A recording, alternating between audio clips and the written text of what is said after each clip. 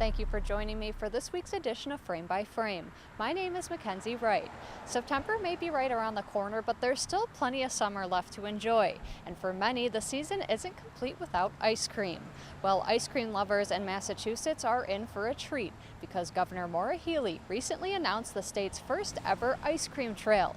It includes over 100 different destinations across the Commonwealth, 3 of which are right here in Framingham: Eastleigh Farm, Hanson Farm, and Murphy's Eats and Treats. I visited all 3 of those spots to learn what being a part of this trail means to them. A common thread shared with me was that this initiative is about much more than just ice cream. Rather, it's an opportunity to connect communities across Massachusetts to its local dairy industry, farmers, and small businesses. Our first stop then along the trail, Eastleigh Farm on Edmonds Road in North Framingham. Everybody likes to come to the farm, have some ice cream, wander around. Youngsters come with their families and they see the cows.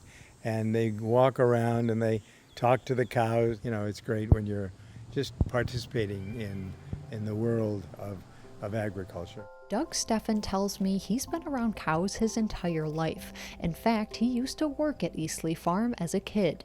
Now he owns it. Having grown up just around the corner from these pastures, Doug knows how vital farming is and hopes those who stop by for Eastleigh's ice cream will too. The ice cream trail, if it does its job, will expose people to lots of different things. It's good to know where the ice cream comes from, understanding the importance of the farm, importance of the cows. These cows are free to roam this sanctuary at ease, as Eastleigh hasn't milked its own cows in over a decade.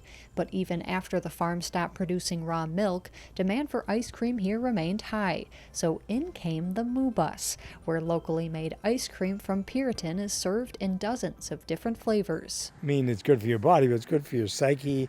Ice cream can fix anything. Any problem you got, I want some ice cream, it's all over, it's fixed. About a mile from Eastleigh Farm, the next stop on the ice cream trail here in Framingham is Hanson's Farm.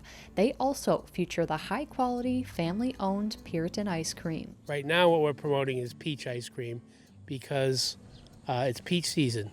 So before you leave, you're going to have to eat some. I'm sorry. It's your duty. Hey, you don't have to apologize. Tom Hanson's great-grandfather started farming here back in 1913. The farm has evolved a lot since then, transitioning from dairy cows to vegetables. The addition of ice cream is relatively new for Hanson's, but according to Tom, it's been a big success. It's been very popular. People stop by with their kids and have an ice cream, go see the animals, go have a hayride, go picking. All of which bonds the community to local farming and agriculture. It's really important to know that your food doesn't come from a grocery store. It may end up there, but that's not where it started from. And as it gets harder and harder for farmers, the more of a connection that they have, the better it will be in the long run. For Tom, being a part of this ice cream trail is another means of building that connection. I've actually seen, the last couple of weekends, I've seen an uptick in people eating ice cream.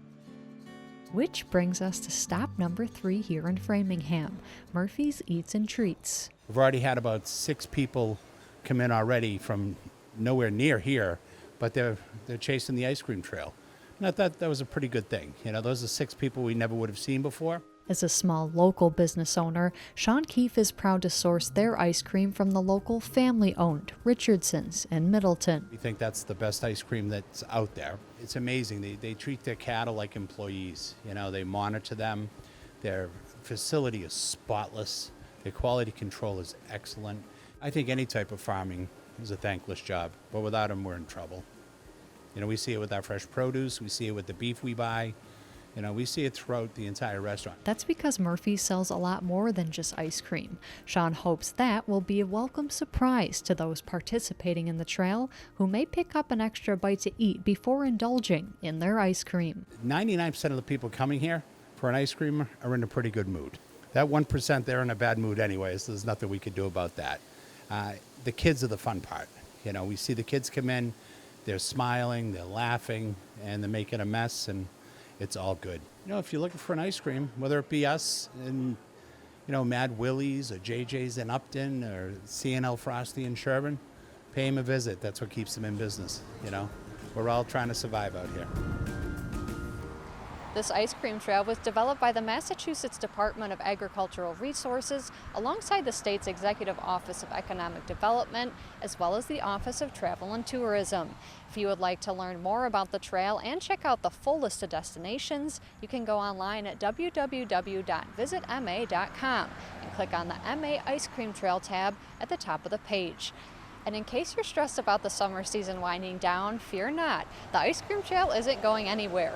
In fact, this fall, Hanson's farm is excited to feature an apple cider donut sundae, so there's plenty of delicacies to enjoy year-round. For now, for The Frame, I'm Mackenzie Wright.